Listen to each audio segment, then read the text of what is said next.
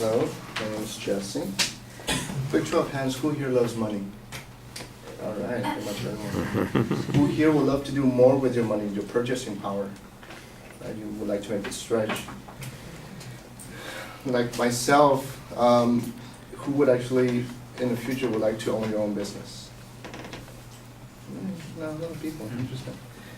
Okay, during the 2016 presidential race, the Democratic Party, more specifically Bernie Sanders, was pushing an agenda to raise the minimum wage, and he called it the Pay Workers Living Wage Act, where he would raise the minimum wage to $15 an hour to get people out of poverty. However, I'm here to tell you that raising the minimum wage is actually bad for the economy because one, it creates more unemployment. Two, it dissolves small businesses. And last but not least, three, it raises prices across the board, causing an exponential inflation. Okay, so how does raising the minimum wage create more unemployment? All right, in his article, Raising Minimum Starting Wages to $15 per hour, published in the Heritage Journal, James Shark states that studies show that whenever labor costs go up by 10%, employment among less skilled workers drops by 7%. I'm going to pause there real quick. The data that he's showing is roughly about 10%. Historically, when a minimum mandate has been raised, it has been very modestly. So it has raised about a quarter, 50 cents every time they raise it.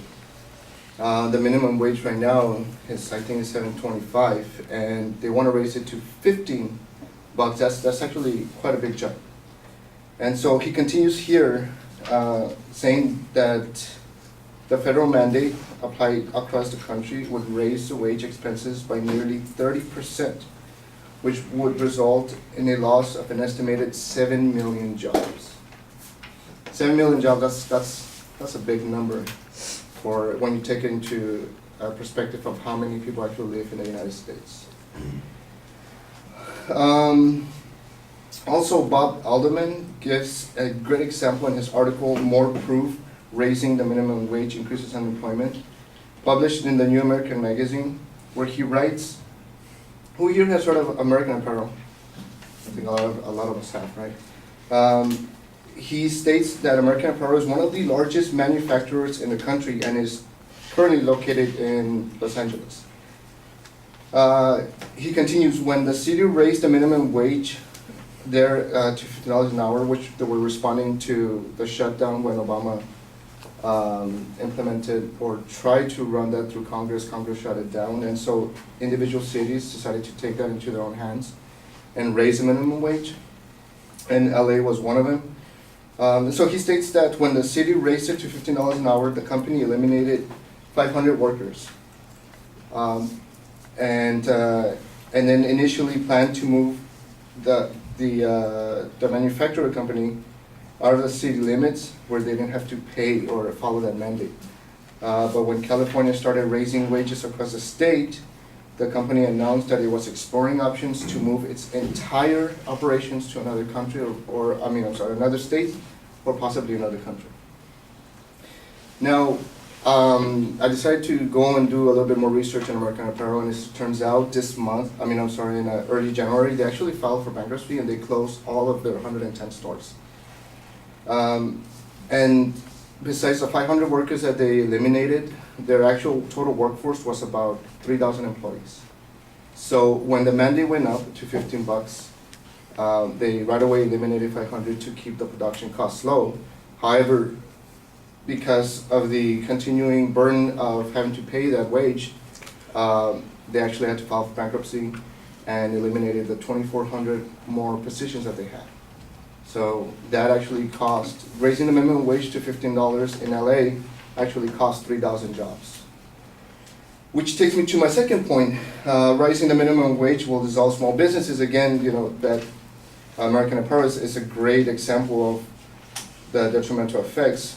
But again, Bob Alderman states in the same article that the push for a national minimum wage of $15 an hour would actually cost employers roughly about $18.61 an hour.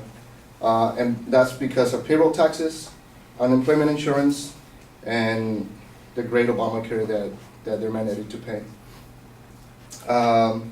And also James Shirk explains in his article that the Affordable Care Act requires most employers with 50 or more employees to offer full-time workers qualifying health coverage. Now, failing to do that, then they must pay a per employee penalty out of after-tax dollars. So after they pay all their taxes, which is incredibly high for the United States, on top of that, they still need to pay a penalty for not offering health insurance to their workers. And the penalty currently stands at $2,160 per employee, and is projected to rise to $2,886 by 2021. So in total, this would cost employers per employee per year a total amount of $4,731 of pre-tax payroll cost. That means that before they even pay the taxes. Now that's a big burden for small companies like mom and pops that are local and serve the community. Paying that $4,000 penalty per year, it definitely is going to result in the dissolution of certain companies like American Apparel. And American Apparel wasn't a mom and pops; it was actually a national company that expanded through all the states. Which takes me to my last and third point, that raising the minimum wage will raise prices. So in his article, The Minimum Wage and Inflation, Arthur Mason states that companies facing a higher wage bill are more likely to pass a cost on to customers. And we've seen that is true. If you go back and you see just the inflation rates, how it increases every so often. You see just how exponentially the prices rise. When I was a young kid, I remember I used to go to the gas station with my pops, and the price of 1 gallon of gas was 99 cents. Now you're lucky you even get it below $2.50. And again, James Shirk writes in another article titled $15 minimum wage will substantially raise prices, in which he states that studies show that customers pay for higher minimum wages through higher prices. Large minimum wage increases, like the $15 raise that we're looking at, will require a large price increase. And so the burden of these price increases falls disproportionately on low-income and middle-income Americans. Now, I just want to cover this real quick of how it falls disproportionately. So, again, the law, Pay Workers to Live in Wage Act, is supposed to draw people out of poverty by raising the minimum wage, right? But if it's causing inflation, that money that actually they're getting extra is going towards paying more for services and for goods that they consume. And so they spend more while they make more. In theory, is an illusion, because they actually end up spending more, which in reality draws them down into a more poverty level. So today I talked to you about how raising the minimum wage will be detrimental to the economy, because it will create unemployment, dissolve small businesses, and raise prices. Thank you.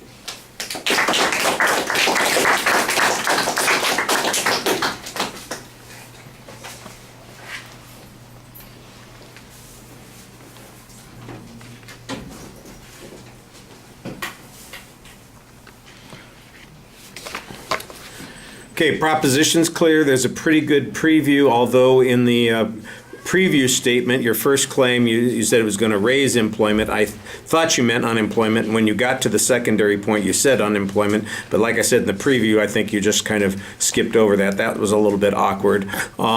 You give us good background on the proposal to increase $15 an hour. You give us a local example with American Apparel. I thought that was pretty good on that first point. Like I said, you did a good job citing the theoretical information about this. You had some statistical information to support it as well. You had the one particular example that I thought worked pretty well. The gas prices that you mentioned later on, I don't think that that's a very good example for you because the relationship of gas prices to wage costs is not established. I think there are probably a lot of other factors that account for that particular change. I think there are probably a lot of other things that you could use to illustrate that point and be more convincing. Your whole third point, by the way, was in overtime, so that's also problematic. Thank you.